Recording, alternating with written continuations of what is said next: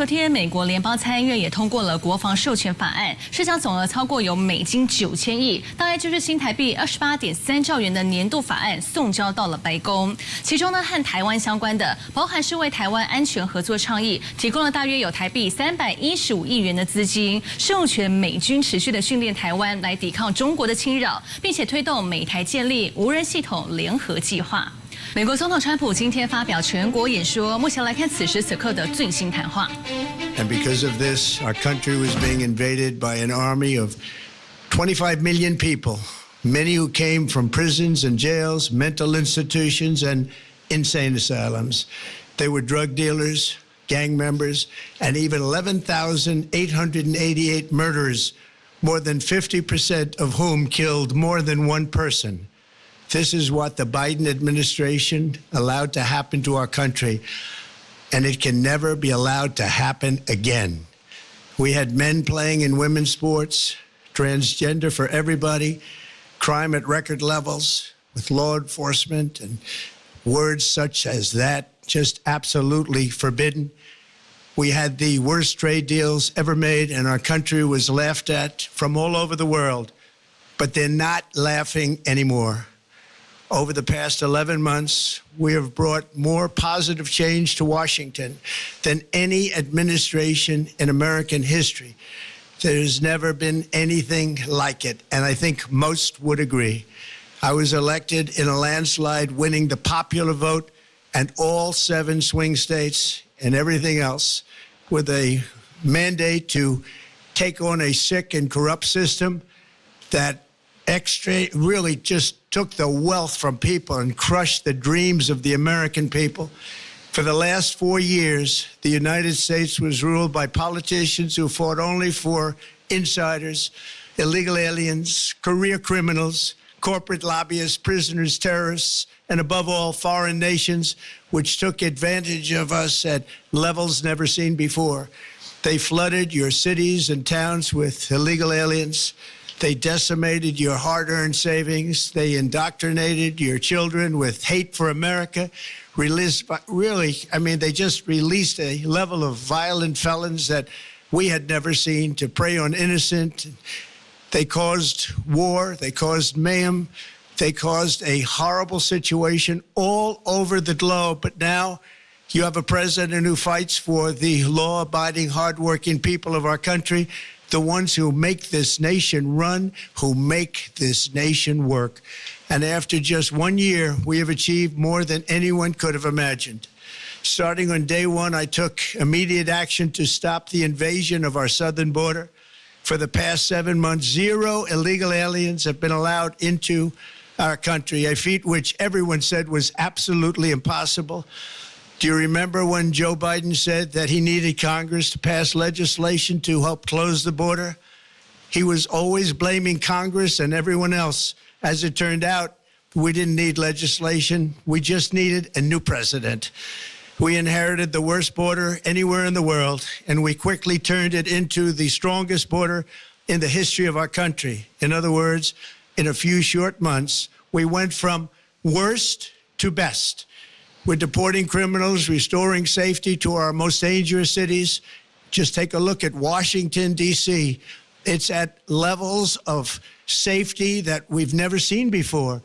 And they decimated the bloodthirsty foreign drug cartels. We did that all by ourselves with our people, and we're so proud of it because they were poisoning and destroying our population. Drugs brought in by ocean and by sea are now down 94%. We have broken the grip of sinister woke radicals in our schools, and control over those schools is back now in the hands of our great and loving states where education belongs. After rebuilding the United States military in my first term, and with the addition we are adding right now, we have the most powerful military anywhere in the world, and it's not even close. I've restored American strength, settled 8 wars in 10 months, destroyed the Iran nuclear threat, and ended the war in Gaza, bringing for the first time in 3,000 years peace to the Middle East, and secured the release of the hostages, both living and dead.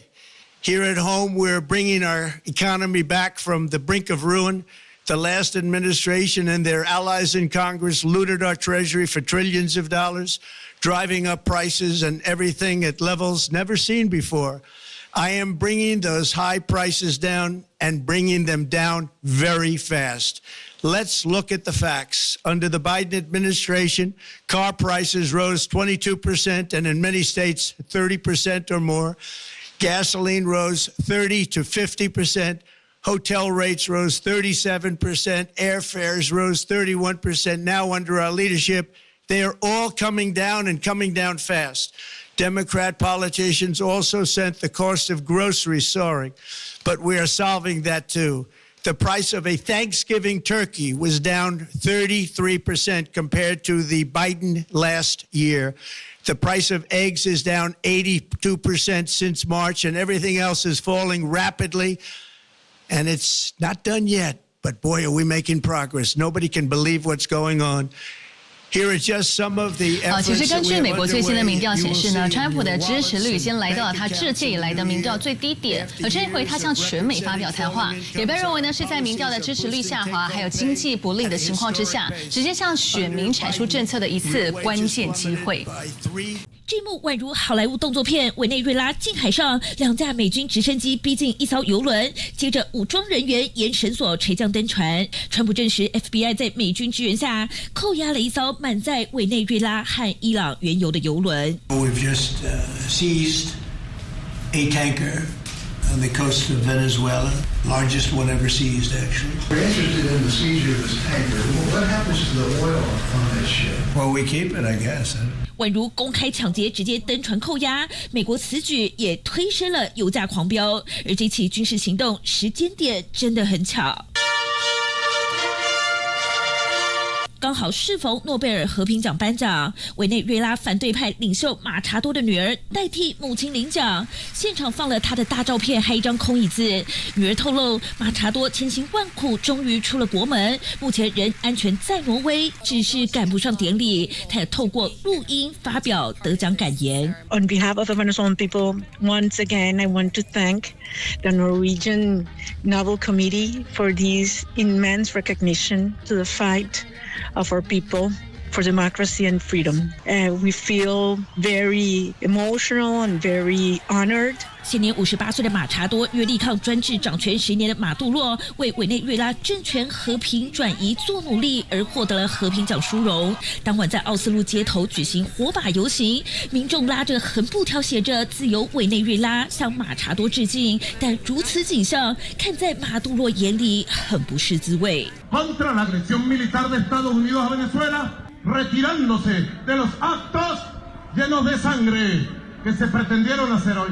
马杜洛气到骂马查多是恶灵女巫，还批评和平奖不应该颁给他。但看看台上这张空椅子，反而让全球更聚焦委内瑞拉国内动乱，而美国军事行动也让紧张局势急速升温。东森新闻吴若瑄、肖伟玲报道。